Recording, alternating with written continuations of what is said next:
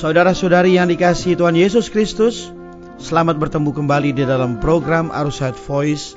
Dan di dalam kesempatan ini kita akan membahas firman Tuhan dengan judul Aku adalah Alfa dan Omega. Wahyu pasal 1 ayat 8 berkata, Aku adalah Alfa dan Omega, firman Tuhan Allah yang ada dan yang sudah ada dan yang akan datang, yang maha kuasa. Demikian firman Tuhan. Saudara-saudari yang dikasihi Tuhan Yesus Kristus, Tuhan Allah kita yang kita kenal bukan hanya Allah sang pencipta langit dan bumi, tetapi Dia adalah yang kekal dan maha kuasa. Allah yang kekal dan maha kuasa adalah Alfa, yang adalah permulaan atau yang memulai. Dia juga adalah Omega, sang penutup untuk merampungkan ketetapan kehendak kekalnya. Di dalam kitab Kejadian, Dia adalah Alfa. Tetapi kini di dalam kitab Wahyu, Dia adalah Omega. Apa saja yang dimulainya, pasti dirampungkannya atas pemerintahan. Sejak dahulu Dia telah memulai pekerjaan yang bersifat universal, sekarang masih sedang berlanjut, dan kelak pasti akan rampung sempurna. Saudara-saudari yang dikasihi Tuhan, setiap nama yang Allah gunakan dalam Alkitab masing-masing memiliki arti. Ketika Allah mewahyukan namanya sendiri berdasarkan situasi yang berbeda-beda di dalam interaksinya dengan umatnya. Pemahaman kita akan makna nama-nama Allah akan memperdalam pengenalan kita akan Dia, akan memperdalam kehendaknya dan janjinya, serta memperdalam karyanya bagi kita. Semuanya ini akan meningkatkan kualitas persekutuan kita dengannya. Dalam Wahyu pasal 1 ayat 8, firman-Nya berkata, Akulah Alfa dan Omega, yang ada dan yang sudah ada dan yang akan datang. Alfa adalah huruf pertama dari alfabet Yunani, dan Omega adalah huruf yang terakhir. Ini menunjukkan suatu makna yang dalam dari pengalaman kita, bahwa Dia adalah Alfa. Dia adalah permulaan dari semua permulaan.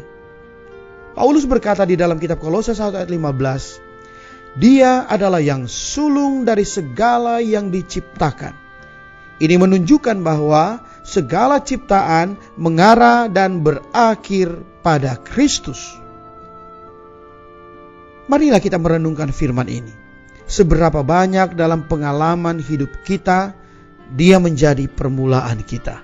Dia menjadi Alfa bagi kita.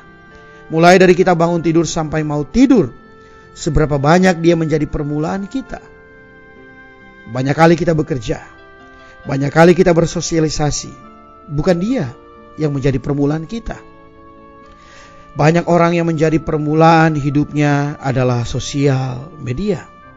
Ketika bangun pagi, yang dijamah bukanlah Tuhan, tetapi berita sosial media yang menjadi yang utama, atau urusan rumah tangga yang menjadi yang utama.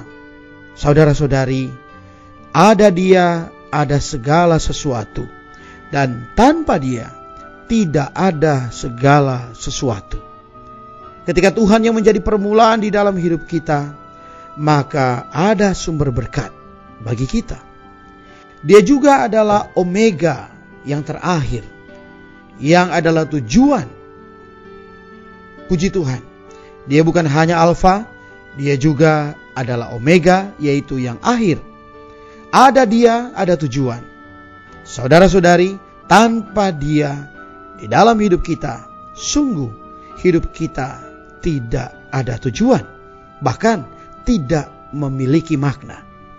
Meskipun kita memiliki harta, meskipun kita memiliki kedudukan, kita memiliki segalanya, tetapi tanpa Dia, segala sesuatu tidaklah bermakna.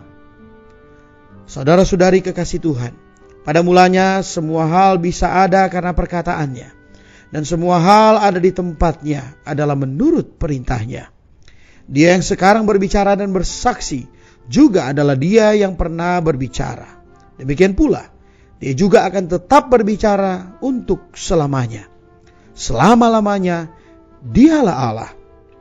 Apa yang disaksikannya sepenuhnya benar, karena Dia tidak dibatasi oleh ruang dan waktu. Saudara-saudari, Dia bukan hanya Alfa dan Omega, Dia juga adalah yang Maha Kuasa. Maha Kuasa menyatakan kekuasaannya yang tidak terbatas. Bagi manusia, banyak hal-hal yang mustahil. Namun bagi Allah, tidak ada sesuatu pun yang mustahil. Yang Maha Kuasa adalah nama yang dipakainya untuk menetapkan perjanjian dengan Abraham. Ketika Abraham berumur 99 tahun, maka Tuhan menampakkan diri kepada Abraham dan berkata kepadanya, "Akulah Allah yang Maha Kuasa. Hiduplah di hadapanku dengan tidak bercela." Setelah itu, Allah memberi Abraham janji. Melalui percaya pada janji ini, maka Abraham mendapatkan anak di usia lanjutnya, yang sebenarnya mustahil bisa memiliki anak di dalam usia tersebut. Saudara-saudari, kita memiliki Allah yang sedemikian berkuasa. Tidak ada satu hal pun yang tak dapat Dia kerjakan.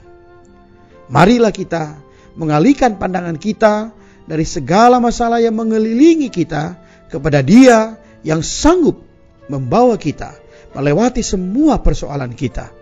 Dulu Dia Maha Kuasa, sekarang pun masih Maha Kuasa. Demikian juga akan datang, tetap Dia adalah yang Maha Kuasa. Mari kita berdoa. Ya Allah, kami bersyukur karena Engkau bukan hanya Allah Sang Pencipta langit dan bumi, tetapi lebih lagi Engkaulah Sang Alfa dan Omega, yang awal dan yang akhir. Dan Dikau juga adalah Allah yang Maha Kuasa. Segala sesuatu tidak ada yang mustahil bagimu. Ya Allah, bawalah kami makin dalam mengalami persona-Mu di dalam hidup kami ini. Amin. Demikianlah firman Tuhan. Sampai bertemu di kesempatan berikutnya.